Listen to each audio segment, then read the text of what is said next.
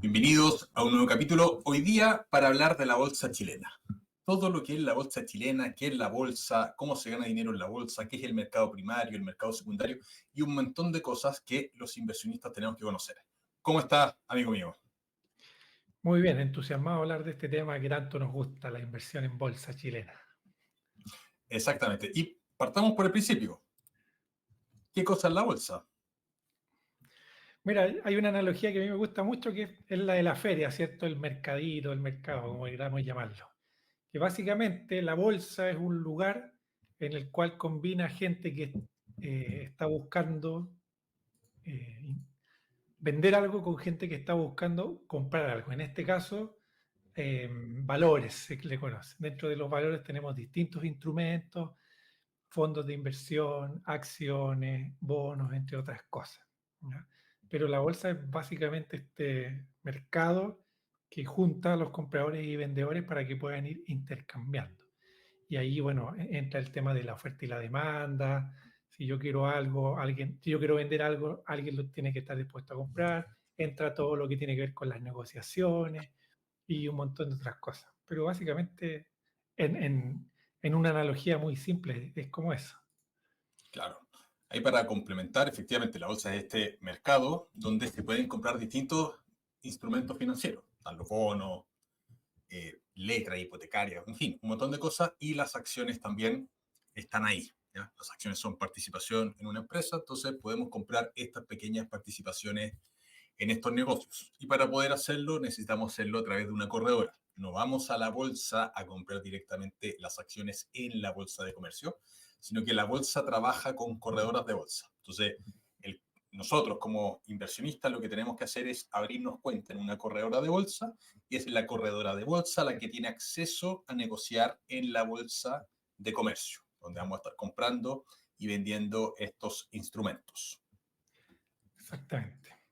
Muy importante eso, para poder transar en la bolsa, de hecho en la misma página de la Bolsa de Santiago, si nos vamos a actores del mercado, corredoras, aparecen cuáles son las corredoras de bolsa oficialmente establecidas para poder hacer esta transacción de valores, ¿ya? La mayoría de los bancos tienen sus corredoras de bolsa, hay algunas otras como Vector Capital, Renta 4, que son un poco más conocidas. Pero claro, si yo quiero comprarle a alguien una acción, tengo que pasar por esta corredora quien hace de intermediario para poder ejecutar esta transacción. Y eso le da hartas ventajas porque es un mercado sumamente dinámico, es bastante líquido, también es muy transparente, toda la información está pública, hay la comisión del mercado financiero que está velando en que todo se entregue en tiempo, de manera correcta. Entonces, es también un mercado que es súper transparente, la bolsa en general. Y eso tanto para Chile como para otras bolsas. Esto también es interesante, que la bolsa en sí agrupa un grupo de ciertas empresas y activos que se están transando, pero hay distintas bolsas en distintos países. Incluso en algunos países hay más de una bolsa. Por ejemplo, está la bolsa de Nueva York, está la bolsa de Chicago. Aquí en Chile tenemos la bolsa de Santiago. Antiguamente estaba la bolsa de Valparaíso, si mal no recuerdo. La bolsa Entonces, electrónica. la bolsa electrónica, entonces pueden haber distintas bolsas, por así decirlo, dentro del mismo país. Es que el símil, por ejemplo, que está la feria aquí a la vuelta de la esquina, pero está la feria un poco más lejos, donde quizás se venden otro tipo de productos. Eso también es interesante conocerlo. ¿Para qué? Cuando nosotros vayamos a buscar una acción, por ejemplo, si vamos a buscar una acción chilena, no sé, Banco de Chile, tener ojo si lo que estamos viendo es un ADR que se conoce, que es como un grupo de acciones del Banco de Chile, pero a lo mejor está en la bolsa de Nueva York, versus la acción del Banco de Chile que está en la bolsa de Santiago. Entonces, igual es curioso e interesante saber eso. Exactamente, exactamente. De hecho, con el Banco de Chile es bien particular porque el mnemotécnico es el nombre que se le da a la empresa en la bolsa. El mnemotécnico del Banco de Chile en Chile es Chile. Ese es el nombre del mnemotécnico, Chile. Pero el ADR que cotiza en Estados Unidos se llama BCH. Entonces, por ejemplo, en plataformas como Rational están los dos, está Chile y BCH. Y muchas veces hay personas que me han escrito diciendo, oye, Banco de Chile, están los dos, ¿cuál es el que hay que comprar? Bueno, BCH, el que está en Estados Unidos, está en dólares, y el otro está acá en Chile. A mí me gusta más comprar, si estoy acá, me gusta más moneda local, ¿vale? Pero Correcto. bueno, estas son cosas interesantes. Resumiendo, la bolsa simplemente eso, es un gran mercado donde para poder operar necesitamos hacernos clientes de una corredora. Y ahí surge una segunda pregunta que es muy importante y muy atingente, que es ¿por qué las empresas salen a la bolsa? Porque Exacto. las empresas, uno dice, bueno, si yo soy dueño de una empresa, ¿por qué voy a querer vender parte de mi negocio en la bolsa? ¿Por qué quiero que esté allá? Mm. ¿Vale? Y las empresas salen a la bolsa por distintas razones, pero súper importante. Hay que pensar cómo las empresas se financian en general. ¿Ya? Y las empresas se pueden financiar mediante pedir un crédito al banco, ¿ya? Le piden un crédito al banco y se lo devuelven con intereses. Otra alternativa de financiamiento es pedirle dinero prestado a inversionistas, ya no al banco, sino que a inversionistas. Eso en el mercado financiero se conoce como la emisión de bonos. Entonces, la empresa emite bonos, inversionistas compran esos bonos, se llaman bonistas, y la empresa después les va a devolver con intereses ese dinero a inversionistas. En estos ambos casos, tanto deuda con el banco como los bonos, la empresa está endeudada.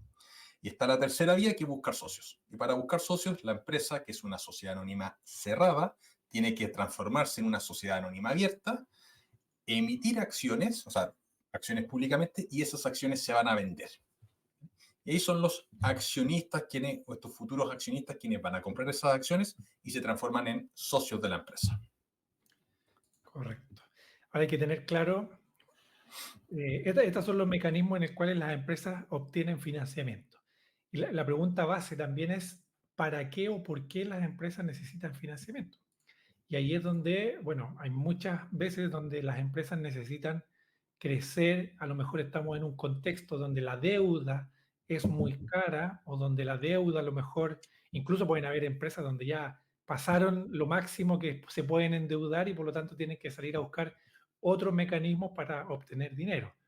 Y lo más saludable, creo yo, sería cuando, por ejemplo, una empresa tiene un proyecto, está haciendo una expansión, va a crear un nuevo proyecto o a lo mejor se va a expandir en otro país o a lo mejor va a comprar otro negocio y por X motivo a lo mejor no tiene el capital o el dinero suficiente para poder hacer esa inversión y no quiere endeudarse también con los bancos, con los bonos. ¿Por qué? Porque están muy caras las tasas, por ejemplo. Y ahí también es donde las empresas salen a pedir dinero y primero generalmente se prioriza a quienes ya están invertidos y luego ya se lanza esto. ¿Por qué es importante tener esto claro? Porque si yo tengo un proyecto, tengo que saber cuánto dinero necesito para financiar ese proyecto. Y como consecuencia de eso, lo que se hace es que las empresas tienen que emitir estas nuevas acciones, pero hay que determinar una cantidad y un precio por esas nuevas acciones para que más o menos coincida o calce con el proyecto que yo necesito construir. Entonces, lo que se hace es que se contrata a algunas empresas, ¿cierto?, que se encargan de hacer una valorización de esta empresa, se estima más o menos cuánto quieren recaudar. Luego se fija un precio por cada una de estas nuevas acciones y ahí se pueden establecer a precio de mercado o según algún promedio de X meses o algún criterio en particular. Y dado que ya tengo el precio, ahora veo cuántas cantidades de acciones necesito y eso finalmente se lanza como se libera al mercado y que es como esta nueva feria, ¿cierto?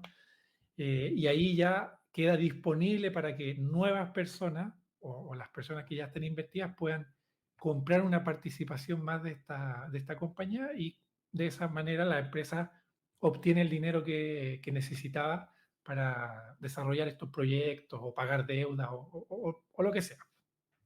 Claro. Supongamos, y aquí expliquémoslo con un ejemplo sencillo. Supongamos que con Víctor somos socios en un negocio. ¿Ya? El negocio se llama Perico Los Palotes y nos dedicamos a la producción de empanadas. ¿Vale? Y nuestro negocio vende, qué sé yo, 100 millones de pesos al mes en empanadas. Estamos en Chile, un país que somos buenos para comer empanadas. Nos está yendo súper bien y nos damos cuenta que hay una demanda que no está satisfecha en otro lugar. Entonces nos queremos expandir. Entonces tenemos varias alternativas. Una es pedirle dinero al banco, otra a inversionistas o la otra es vender acciones. Si es que decidimos que la mejor forma es buscar socios, lo que tendríamos que hacer en primer lugar sería contratar a bancos de inversión, que suelen ser 2 o 3 que van a participar en el proceso. ¿Ya? La Reinvial, Banco de Chile, en fin, hay varios bancos de inversión que van a participar en esto. Se contratan esos bancos de inversión. Esos bancos de inversión valorizan nuestro negocio y la potencialidad de los nuevos negocios que vamos a desarrollar, las nuevas tiendas y fábricas de empanadas, etcétera, y se estima cuánto es el valor que podría tener esta empresa Perico Los Palotes. ¿Vale? Y una vez que se hace ese proceso, viene algo que se conoce como el roadshow, que básicamente es como mostrar el negocio a potenciales inversionistas. Entonces son estos bancos de inversión quienes van a hacer presentaciones de nuestra empresa a distintos clientes que ellos podrían tener. Y después llega la fecha en la cual la empresa se abre la bolsa, cuando a veces en las películas sale las personas tocando la campanita cuando se abrieron a la bolsa, etc. Y ahí efectivamente entran todos estos otros inversionistas que pueden ser inversionistas institucionales, ¿ya? AFP, compañías de seguro, fondos mutuos, etcétera, e inversionistas retail también, ¿ya? Y pasan a comprar acciones y pasan a ser socios nuestros. Y nosotros con todo el dinero que recaudamos, ¿qué es lo que vamos a hacer? Abrir fábricas, abrir puntos de venta, etcétera, y vamos a agrandar el negocio, ¿vale? Es un poco el mecanismo en el cual funciona el proceso de bolsa y por qué las empresas abren acciones. Correcto. Sí, muy importante entenderlo. Exactamente. Y de ahí viene otra pregunta que es muy importante, que es, bueno, ¿cómo ganan dinero los accionistas? Porque una vez que esas personas compraron acciones de nuestro negocio, ya son dueños de nuestro negocio, tienen varias formas de ganar dinero. Dos principales. Hay otras, ¿vale? Pero que no son tan conocidas. Pero las dos principales son vendiendo las acciones de Perico Los Palotes después más caro. Perico Los Palotes es la empresa nuestra, ¿ya?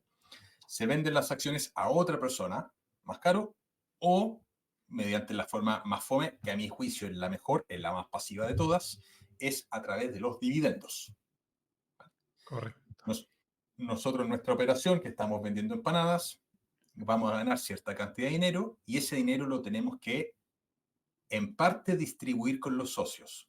¿Por qué? Porque la ley de sociedades anónimas abiertas de Chile establece que todas las empresas que están en la bolsa deben, por ley, repartir al menos el 30% de las utilidades con los accionistas. Entonces, las personas que tienen acciones de esta empresa van a recibir utilidades por la venta de nuestras empanadas. Exactamente. Recordemos que las utilidades es todo el dinero que ingresó menos todo el dinero por los gastos operativos del negocio, lo relacionado al giro, y además más o menos todos los gastos o ingresos que no tengan relación al giro. Luego se paga el impuesto, del cual nadie está libre, y finalmente tenemos la utilidad. Y sobre esa porción de utilidad, por ley tenemos que repartir al menos el 30%. Hay empresas que reparten un 50, un 60, incluso empresas que reparten el 100. ¿Ya? Y como socios, si nosotros, por ejemplo, seguimos una estrategia de dividendos, por el solo hecho de poseer esa acción, vamos a recibir estos ingresos. Ahora, la otra manera de la valorización de las acciones es también una manera súper legítima de ganar dinero, y esto tiene que ver un poco con la percepción que tiene el mercado, ¿cierto? Todas estas personas que están comprando y vendiendo esta acción, esta participación en la empresa. Y aquí entra un concepto que quizás algunos han escuchado, que es la famosa oferta y demanda. El precio de la acción se mueve en función a la oferta y la demanda. Si, por ejemplo, yo tengo este lápiz y digo, Álvaro, te lo vendo a 12.000 pesos, ahí alguien podrá pensar que yo estoy loco, que cómo voy a vender este lápiz a 12.000 pesos, pero quizás hay una persona que justo lo necesita y dice, ¿sabes qué? Me gusta el color, es parte de una colección, qué sé yo, y estoy dispuesto a pagarte. Cuando existe ese match entre alguien que está comprando y alguien que está vendiendo, es que se fija, por así decirlo, el nuevo precio en el cual está transando esta empresa en bolsa. Por lo tanto, no necesariamente el precio tiene relación con lo que realmente vale la empresa.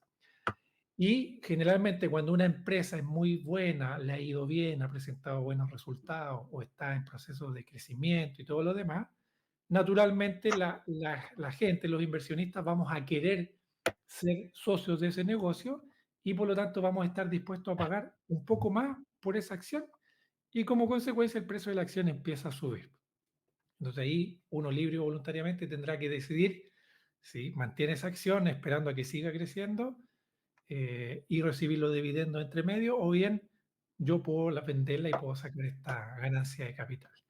Caso contrario, si la empresa le empieza a ir mal, empieza a tomar malas decisiones, quizás los directivos están rotando mucho, o hubo un problema político global, qué sé yo, y la empresa le empieza a ir mal, las personas van a estar, quizás van a querer, entre comillas, deshacerse de esa acción y por lo tanto la van a vender más barata.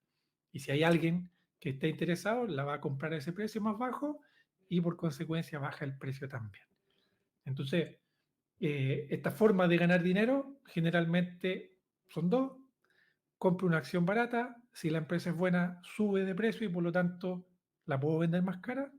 O bien compro esa acción, la empresa tiene utilidades y como consecuencia me tiene que repartir al menos el 30% de estas utilidades líquidas y por lo tanto gano un dinero por poseer. Son los dos grandes caminos que tenemos ahí disponibles. Así que el tema de los dividendos, si bien muchas empresas en el mundo pagan dividendos, Chile es el único país que obliga a las empresas a distribuir un porcentaje de la utilidad. En Estados Unidos, por ejemplo, hay muchas empresas que no pagan dividendos o que pagan un dividendo muy chico respecto de las utilidades que están repartiendo. Eso se conoce como payout. Payout es el porcentaje de la utilidad que la empresa reparte a los accionistas. Entonces, en Estados Unidos tenemos empresas que tienen payout del 2, 3, 5%, donde naturalmente la rentabilidad por dividendo va a ser muy baja en esos casos. En cambio, en Chile no, al menos el 30%. Entonces, eso tiene implicancia importante en lo que es el mercado, porque el mercado chileno, a diferencia de otros mercados, no es un mercado que pudiese crecer tanto. ¿Por qué? Porque tenemos empresas que están repartiendo. ¿Y cómo se calcula el crecimiento de los negocios? Volvamos al ejemplo inicial del negocio de empanadas del cual somos socios, este negocio teórico que somos socios con Víctor. Si nosotros ya salimos a la bolsa, estamos vendiendo empanadas, etcétera, pero estamos repartiendo un porcentaje de la utilidad a los accionistas, naturalmente ese dinero que estamos repartiendo a los accionistas está saliendo de la empresa. Y al salir de la empresa es menos dinero disponible para reinvertir en el negocio.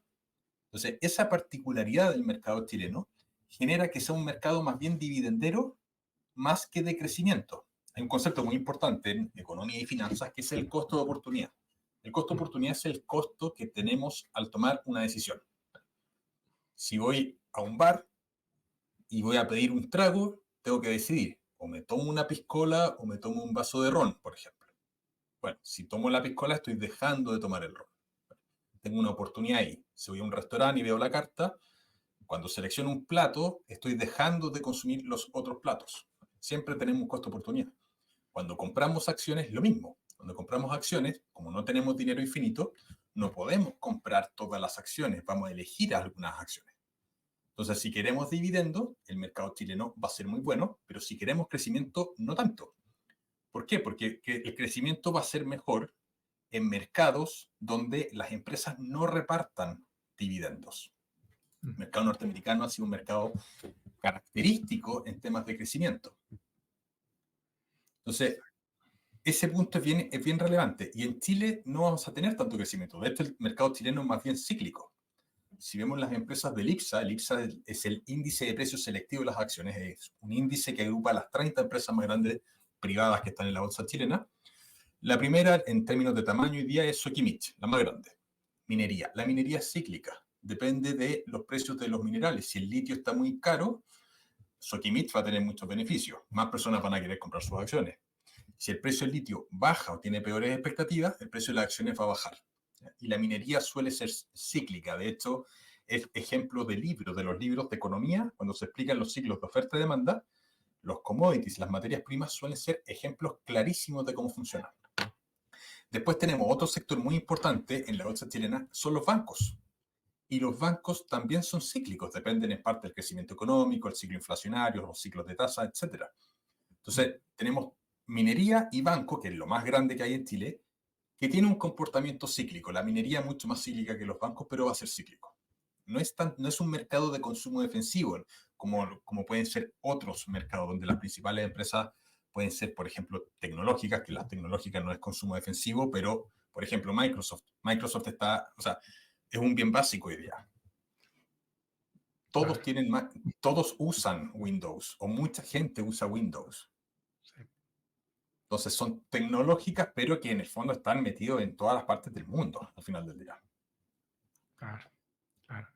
Es muy importante entender que cuando nosotros, como comentamos, cuando uno compra una acción, pasa a ser socio y dueño también de una empresa. Y por lo tanto es importante conocer esa empresa, ese negocio, cuáles son sus fortalezas, sus debilidades, oportunidades, qué cosas le pegan y qué cosas no.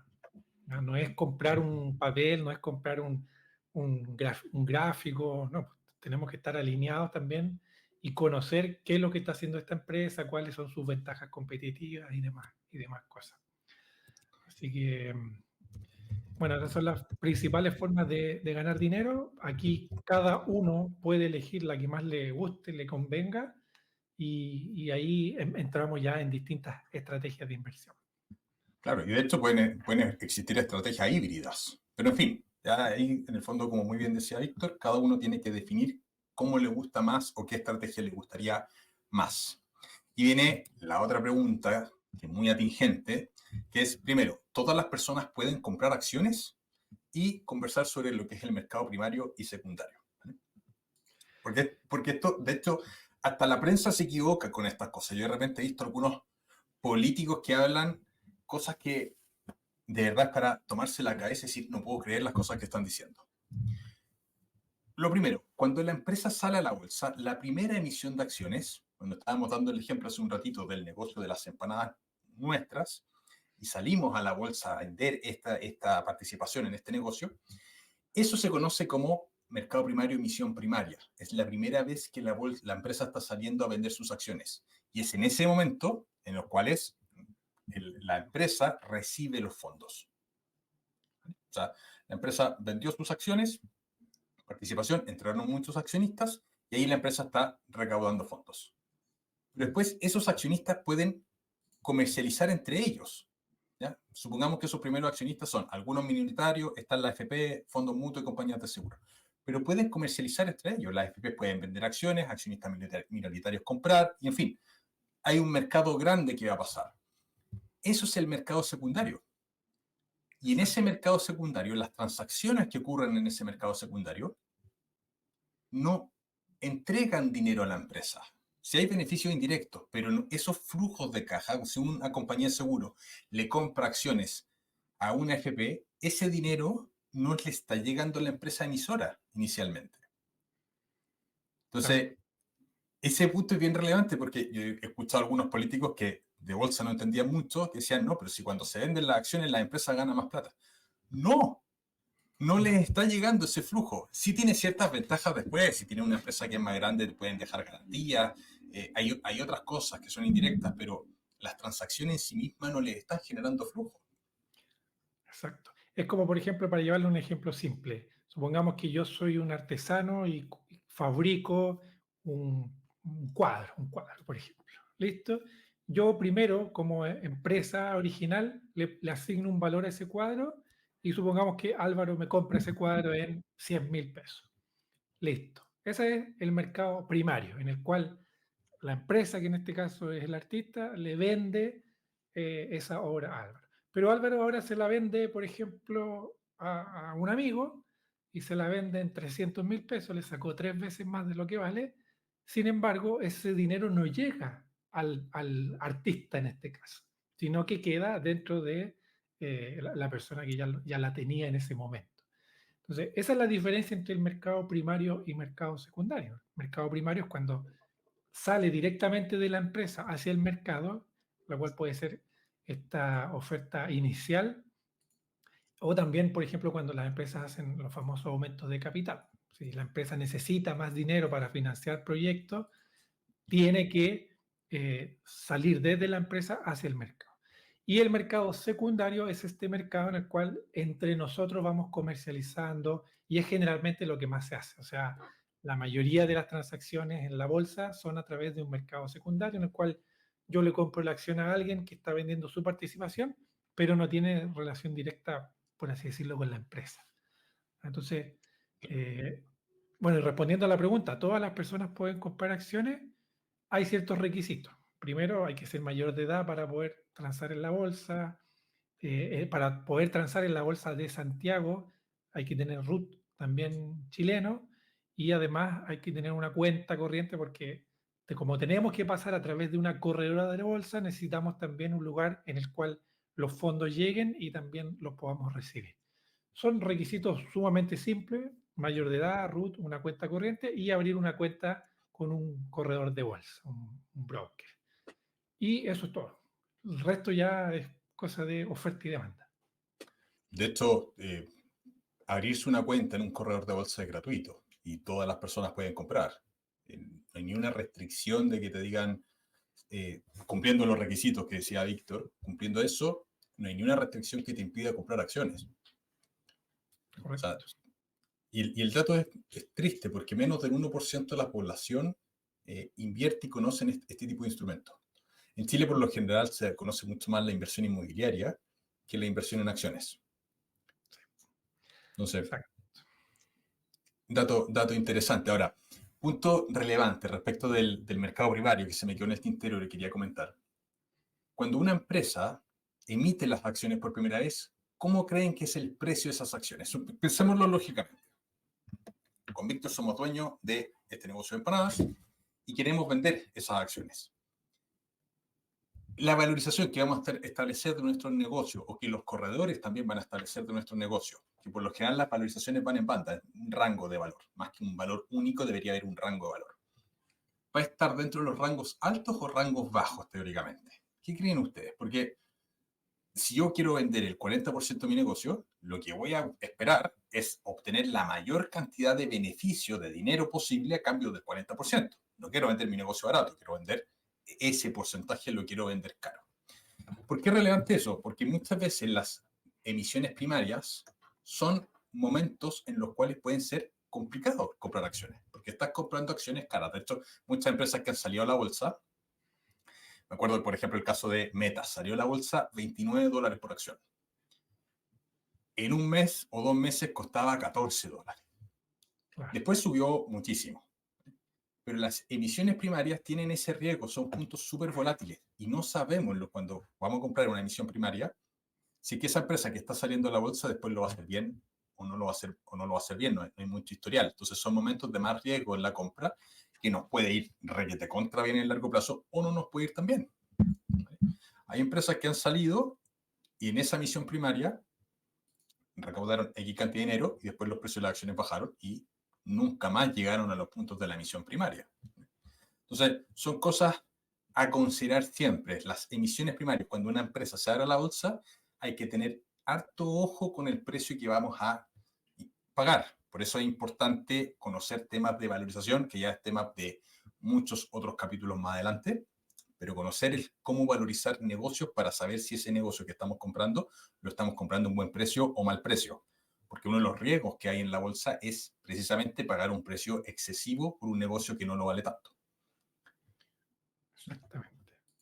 Generalmente cuando una empresa sale a bolsa, quizá, bueno, ahí depende el perfil de riesgo de cada uno. Quizá hay gente que busca más el análisis cualitativo, ¿cierto? La perspectiva de crecimiento del negocio, más que los números, la evidencia, porque como es una empresa en teoría más nueva, o a lo mejor si podemos acceder a información, podríamos tomar mejores decisiones. Pero sí, es mucho más riesgoso en ese momento. Exactamente. Bueno, y otra pregunta, la que naturalmente debería surgir ahí, es ¿en qué invertimos realmente al comprar acciones?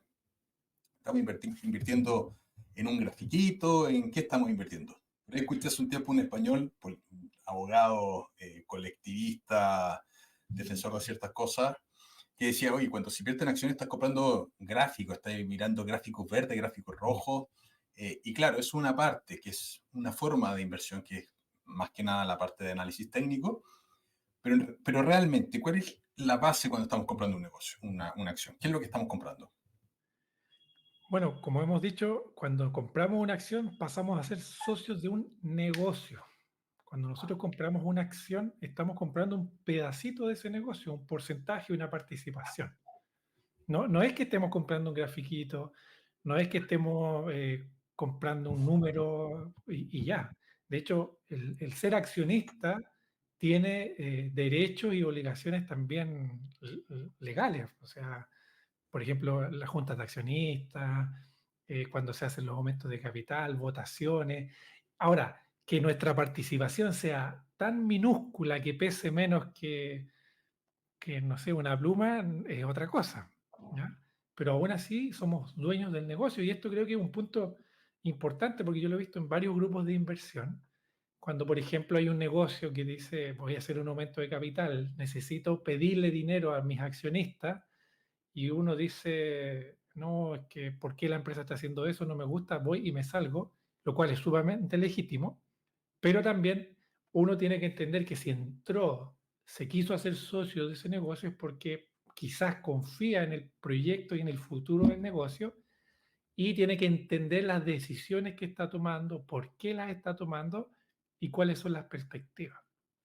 Un negocio también se encuentra inmerso en todo un contexto geopolítico, social, de consumo, de las distintas generaciones, y eso también es algo que nosotros como accionistas deberíamos entender.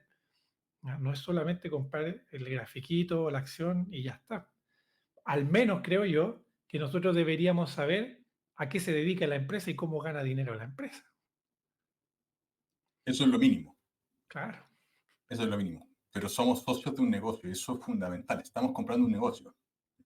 exacto, O sea, por ejemplo, yo tengo en mi portafolio acciones del Banco de Chile, de Coca-Cola en Chile, las dos series, las dos empresas, Andina y Embonor, Enel, Lipigas, Senco Shop, SMU, un montón de otras.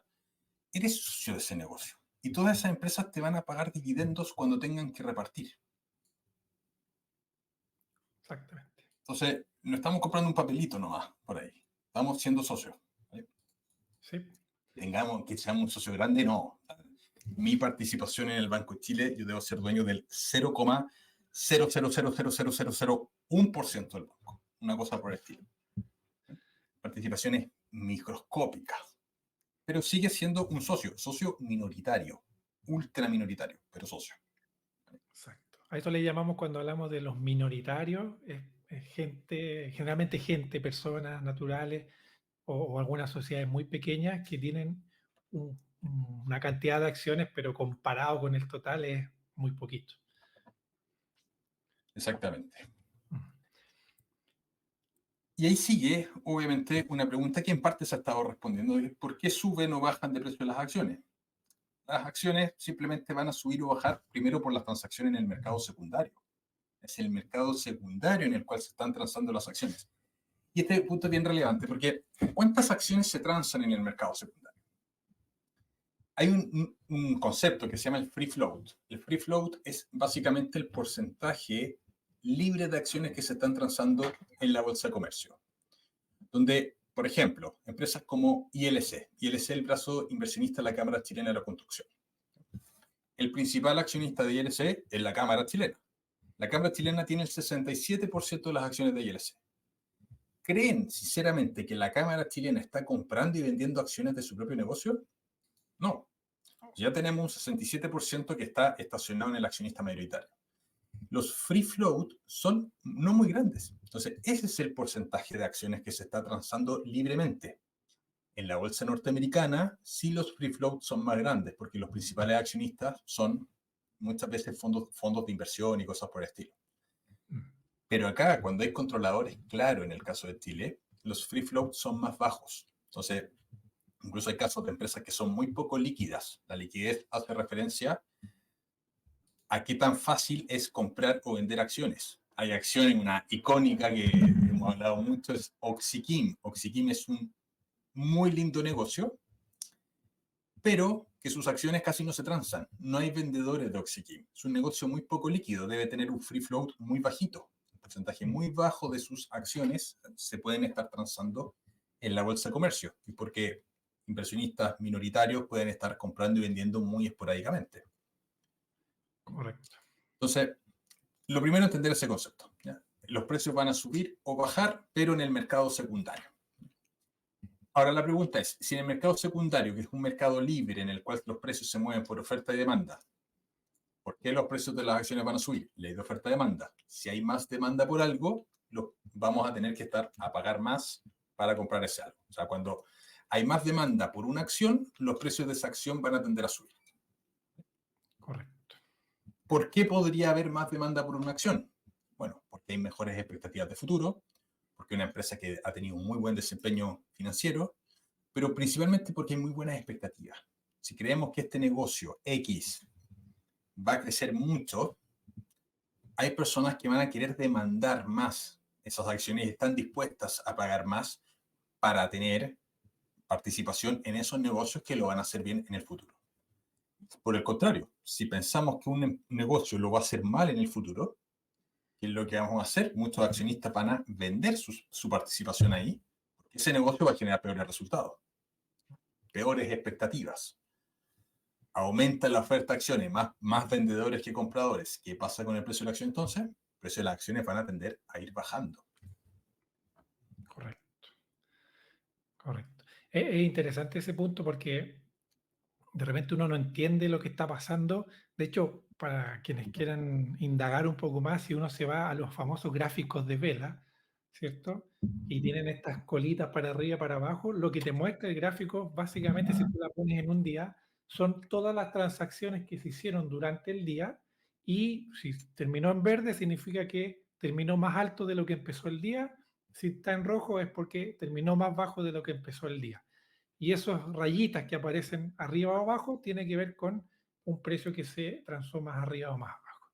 Entonces, de partida, esa pura vela ya te entrega mucha información de lo que está pasando.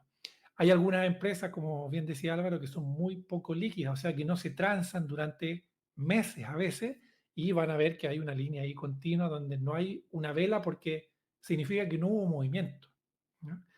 Y lo otro que pasa es que en estas empresas que son muy poco líquidas, donde hay pocas transacciones, cuando generalmente hay una transacción, mueve muy agresivamente el precio, para arriba o para abajo, ¿no? Ahora, ¿por qué hay poco movimiento? Porque, claro, si yo tengo una buena empresa, un buen negocio, que no sé, lo compré a 10 pesos y me está dando dividendos de 20, 30, 40 todos los años, ¿por qué yo vendería esa acción? ¿Para qué voy a vender la gallinita de los huevos de oro? En ese caso, lo que generalmente se hace es que alguien que esté interesado en comprar esas gallinitas de los huevos de oro le tiene que ofrecer una cantidad interesante e importante para que yo esté dispuesto a soltar esa acción. Y por eso se crean estas grandes variaciones.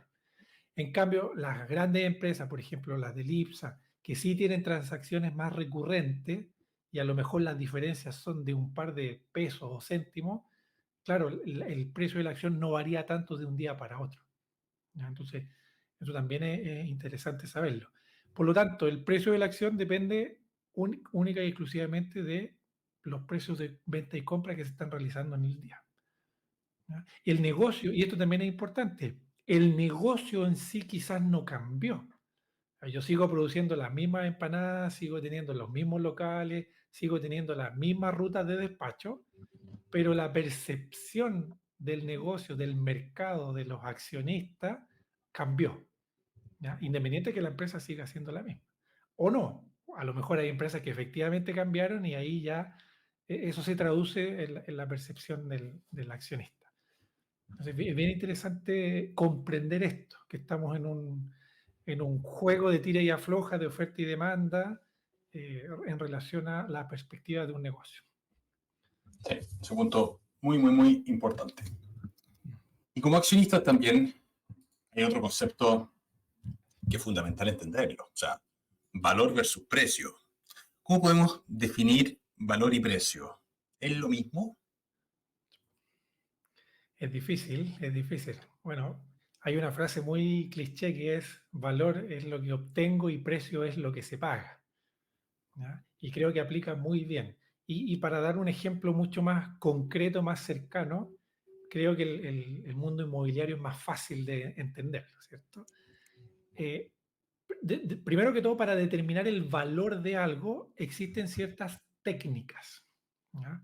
Pueden ser cálculos matemáticos y hay varios factores que entran dentro de una juguera.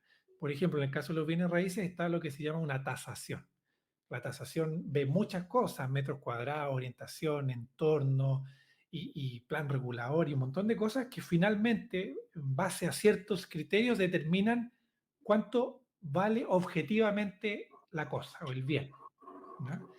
Y precio es algo muy distinto. Es lo que se vendió, es la oferta que yo tiré en el portal de venta, es la última transacción que se hizo en el conservador de bienes raíces, pero la cosa en sí, bajo una técnica de valorización, vale esto y el precio puede estar muy por encima o incluso puede estar por abajo. Con las acciones pasa exactamente lo mismo. Lo que se hace es que existen técnicas de valorización, como puede ser descuento flujo de caja, múltiplo o alguna otra relación, en el cual se estima más o menos el valor del negocio basado en sus activos, pasivos, utilidades y un montón de métricas. Y finalmente eso determina el valor del negocio. Pero el precio al cual se compra va a depender netamente del mercado. Si yo creo que es mejor, creo que es peor, etcétera, etcétera. Entonces, hay una diferencia muy clara. Ahora, lo difícil es estimar ese valor concreto. Eso es lo realmente difícil y esperar, bueno, idealmente que el precio esté bajo ese valor. Eso sería el escenario óptimo. Claro, o sea, el mejor momento de inversión, teóricamente, es cuando el precio está por debajo de ese valor teórico. Ahora, volviendo al tema de las propiedades, porque es un muy buen ejemplo. Si que nosotros contratamos un tasador para tasar nuestra casa, ese tasador nos va a decir, bueno, la casa vale tanto, y eso hay que contrastarlo contra el precio. Pero si contratamos a un segundo tasador, probablemente el valor que va a llegar ese tasador, que va a usar métricas muy similares, va a ser distinto. Y si contratamos 10 tasadores distintos, vamos a tener 10 tasaciones distintas que no necesariamente van a ser precios o valores, perdón, iguales. Va a haber varianza entre los distintos tasadores. Estudiaron lo mismo, métricas que van a utilizar son más o menos las mismas, pero los criterios que están utilizando, los insumos que entran en esa juguera para determinar el valor, puede que sean distintos. Y eso genera que haya variaciones de valor. En acciones, las corredoras de bolsa estiman, tienen departamentos de estudio donde probablemente, si alguien ha visto o es cliente de alguna corredora, le han enviado informes donde dicen el precio objetivo de, por ejemplo, Cencosud es 1.653 pesos la acción. ¿Qué es ese precio objetivo? Ese precio objetivo es básicamente el valor teórico que debiese tener esa empresa. Pero si van a otra corredora de bolsa, el valor que dice la otra corredora puede diferir, puede ser distinto. Y de repente, cuando vemos los datos que dan todas las corredoras de bolsa, encontramos que las valorizaciones a las cuales están llegando son muy distintas unas de otras. Pueden haber varianzas de que una corredora te diga 1.600 y la otra 2.000.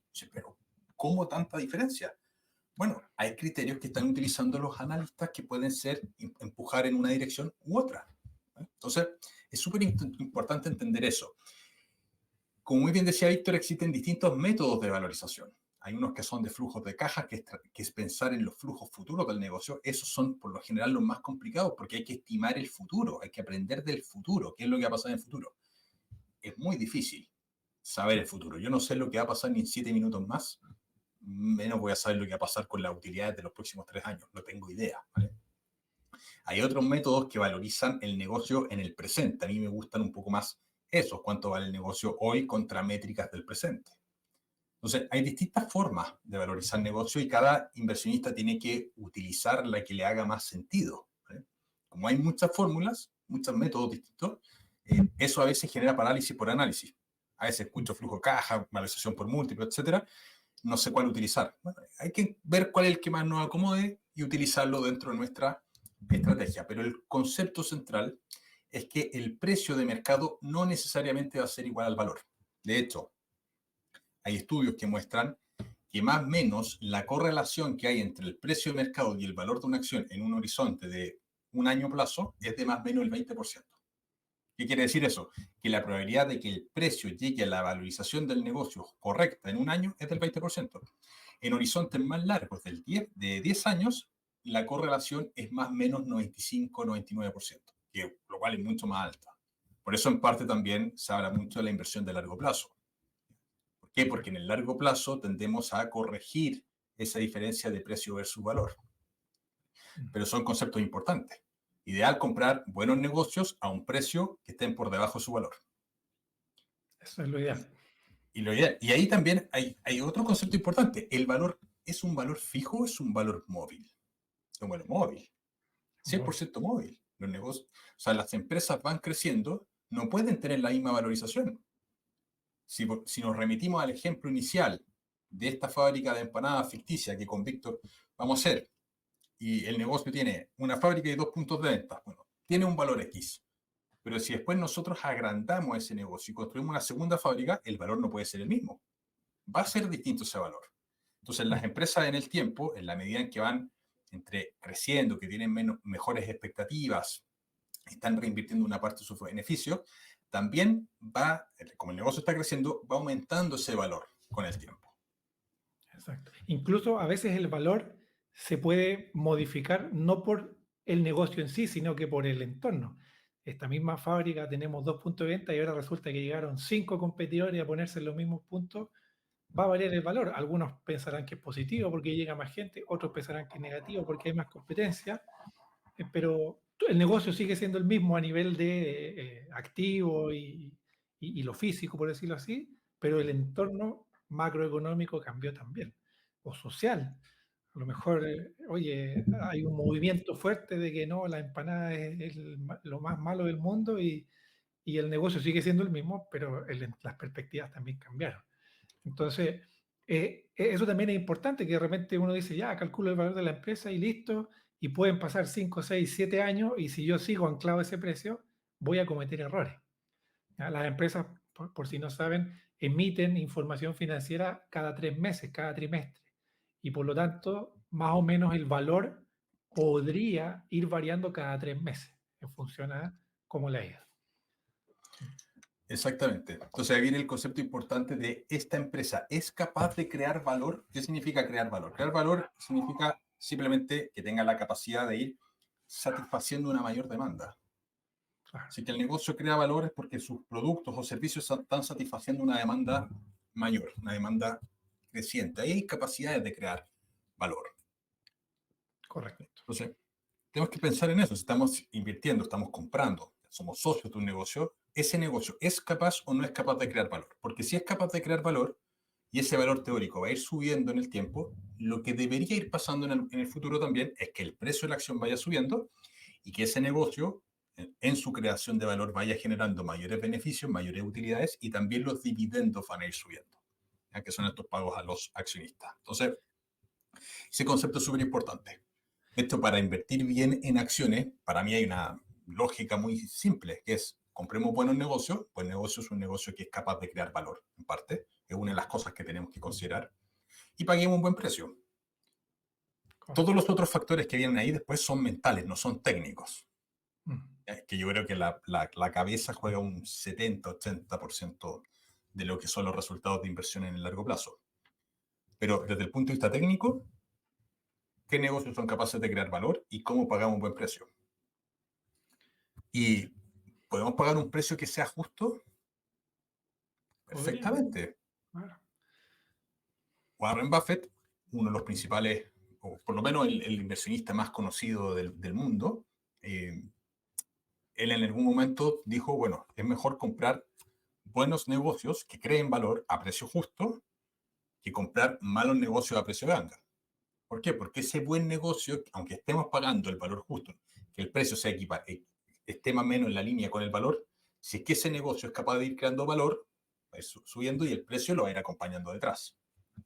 Correcto. Y eso en el largo plazo hace requete contra ricos a los accionistas. Sí. Exactamente. En conclusión, valor no es lo mismo que el precio. Valor es lo que se obtiene en base a ciertas técnicas y el precio tiene que ver con las emociones del mercado, con las perspectivas, con los inversionistas. En el fondo es cuál fue la transacción del último momento. Análisis técnico versus análisis fundamental. Esto es también un temazo a conversar, porque hay muchas técnicas de mirar. Cuando hablamos de entender el valor del negocio, es básicamente análisis fundamental lo que estamos haciendo aquí, que tiene una parte de entender la contabilidad de la empresa, entender modelos de negocio, hay una serie de líneas. El análisis fundamental, como por definición, es entender cuánto vale el negocio en base a sus fundamentos financieros en un entorno económico. Es como la línea. Y tenemos distintas técnicas financieras. Pero tenemos el análisis técnico también, que es otra cosa muy distinta, que es la interpretación de los gráficos, de los precios de las acciones, donde la premisa central es, la hipótesis que se establecía, es que el precio engloba toda la información que existe respecto de una acción. Entonces, si vemos que el precio está subiendo, teóricamente, no me importa cuáles sean los fundamentos de por qué la acción está subiendo, simplemente quiero, lo cual hay infinita evidencia que demuestra que no es una hipótesis 100% cierta. Los precios pueden estar subiendo por un montón de cosas que no necesariamente estén en línea con la creación de valor. Exacto. Sí, son técnicas de inversión distintas. Efectivamente, por ejemplo, el análisis fundamental se basa, como dice su nombre, en los fundamentos del negocio. Entonces, yo creo que está mucho más relacionado al tema del valor del negocio. Tiene que ver con su patrimonio, activos, pasivos, con los negocios, los ingresos, los gastos, cómo está su dinero, cómo está manejando el equipo operativo. Hay un tema más empresarial, por así decirlo, ¿no? Y está mucho más enfocado en lo que es el largo plazo, en que el negocio tiene que funcionar, ir creando valor en el tiempo, como decía Álvaro, que el precio vaya acompañando todo eso. En cambio, el análisis técnico está un poco más enfocado en el corto plazo, no se mueve necesariamente por la evolución del negocio, sino que más bien por el precio. Y el precio viene a reflejar también lo que es la oferta y la demanda de estas acciones y muchas veces está influenciado por las emociones del mercado. Recuerden que hay personas que están comprando y vendiendo, hay gente que tiene fe, hay gente que es pesimista respecto a un negocio y existen algunas emociones que son bien famosas, por ejemplo el FOMO, el Fear of Missing Out, el miedo a perderse algo. A lo mejor el precio puede estar subiendo no porque el negocio sea extraordinario, sino porque hay mucha gente que está urgida por pertenecer a ese negocio. Está la euforia también, cuando todo está subiendo, yo no me quiero quedar fuera y por lo tanto voy y compro y estoy dispuesto a pagar un mayor precio, pero no necesariamente porque el negocio en sí cambió. O el caso contrario, el miedo. Si yo veo que mucha gente está saliendo, yo puedo estar dispuesto a vender más barato con tal de deshacerme de esa acción y nuevamente a lo mejor no necesariamente tiene que ver con el negocio. E incluso hay una emoción bien interesante que es el aburrimiento. Hay gente que dice, oye, esta cuestión no se mueve, llevo años aquí, ya le voy a poner un poco de emoción y a lo mejor voy y vendo mi acción. O por eventos, ¿cómo decirlo? Eventos personales también. A lo mejor una persona que tuvo una emergencia, necesita liquidar sus acciones para poder vender rápido, tira un precio más bajo, eso hace que la acción baje, pero no necesariamente el negocio ha cambiado. A lo mejor el negocio es espectacular, pero por un hecho puntual lo pudo hacer. Eso se ve mucho más en los negocios menos líquidos, ¿ya? Pero todas esas emociones y el tema de precio, oferta, demanda, compra y venta está mucho más reflejado en lo que es el análisis técnico. El análisis fundamental busca un poco entender el punto de vista empresarial. Y no existe ni el mejor ni el peor, cada uno verá cuál le acomoda más, cuál entiende mejor, y aquí cada uno es libre de elegir el análisis que prefiera. Y dicho eso, también se pueden complementar, ¿ya? Y esto también es algo que siempre están como los dos bandos, siendo que ambos análisis son sumamente complementarios. Si yo, por ejemplo, entiendo el negocio y hago un análisis técnico para ver el mejor momento para entrar a ese negocio, probablemente voy a tener un muy buen resultado. Lo mismo, la gente que usa el análisis técnico y entiende también los fundamentos del negocio, quizás pueda adelantarse o subirse a la ola de un negocio que va bien o no. ¿ya? Entonces, más que tener bandos, lo ideal es poder complementarlo. Y ahí, insisto, va a depender netamente de la estrategia de inversión de cada uno.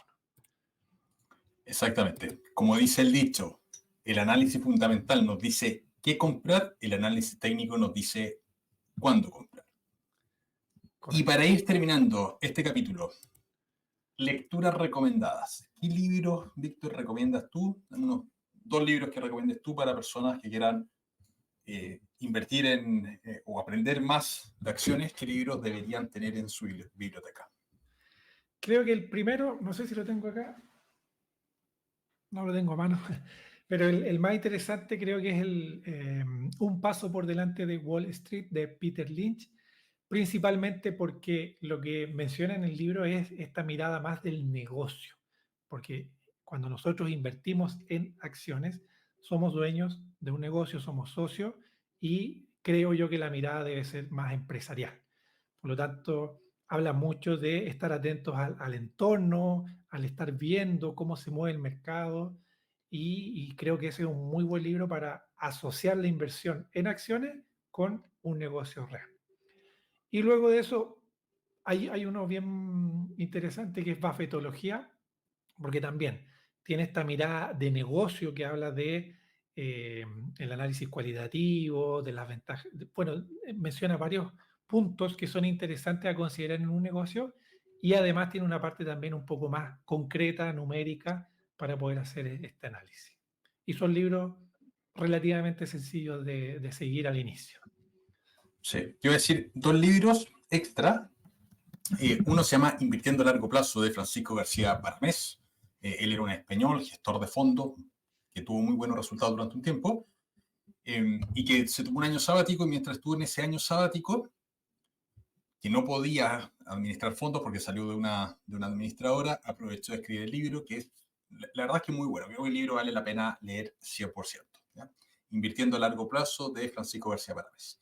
Y el otro libro es eh, El pequeño libro que bate al mercado de Joel Greenblatt. También un libro súper sencillo de leer, eh, rapidito, corto, que explica métricas del negocio con métricas de precio de las acciones para encontrar una formulita que teóricamente funciona muy bien y que al final del día lo que hace, en resumen, lo que te explica el libro es comprar negocios que tengan una rentabilidad sobre el capital más alto que la media y se va a ir un precio por debajo de la media. Es un poco la, la fórmula que se plantea, pero es un libro didáctico que se explican muchos conceptos empresariales muy bien y abren la cabeza. Yo creo que son 2 libros estos que deberíamos tener en la biblioteca sí o sí, aparte de los que menciona Víctor, y obviamente el tercero, la Biblia de todo esto, pero que ni de cerca tiene que ser el primer libro que se lea porque es denso, es El inversor inteligente, eh, de Benjamin Graham. Benjamin Graham fue el mentor de Warren Buffett, de este macroinversionista, pero en las versiones más actualizadas con comentarios de Jason Swig. Esos son los mejores, porque El inversor inteligente, la versión original, es de 1940 y algo, creo. No sé qué año, pero es un libro antiguo. Las versiones más recientes con los comentarios de Jason Swig son muy buenas porque te contextualiza a realidades más presentes esto. Y también hay libros que no están ligados tanto a inversión, que son muy buenos que deberíamos leer, porque engloban toda esta parte psicológica. Todos los libros de Nassim Taleb, Cisne Negro, por ejemplo, o Antifrágil, son libros también que deberíamos leer para complementar. No son libros numéricos de acciones per se, sino que son libros que nos ayudan a entender mucho mejor partes de los riesgos que no podemos cuantificar en los números. ¿Vale? Entonces, importante también complementar la lectura con los libros de Nassim, de Nassif Taleb, y esos libros creo que son súper importantes para ir complementando. Solo si te interesan los dividendos, solamente eso. El próximo curso, que va a ser la 4ª versión del curso que estamos haciendo, va a ser en julio de 2024. Básicamente te dejo toda la información va a estar en el link de comentarios, donde aquí hay bastante información acerca del curso, está el contenido, está etcétera, está obviamente el precio. Si te interesa tener más información, deja tu dato y ahí te vamos a enviar cuando hagamos la presentación oficial con el contenido, con todas las cosas que se están dando, las planillas, los precios, En fin, todas las cosas que se van a estar entregando en ese curso, pero es un curso que parte desde cero, pero es específico de inversión dividendera, ¿vale? Y no vamos a ver tanto acciones de crecimiento, por lo menos no es el foco de este programa. Así que nada, solamente los interesados, un abrazo, dura 3 meses, clase 2 veces por semana y a veces con, en la parte final, con mercado abierto, ¿vale? Eso significa que vamos a entrar cuando el mercado esté abierto, a ver si es que hay algunas oportunidades para comprar en base a las metodologías, ¿vale? Un abrazo, que estén súper bien. Chau, chau.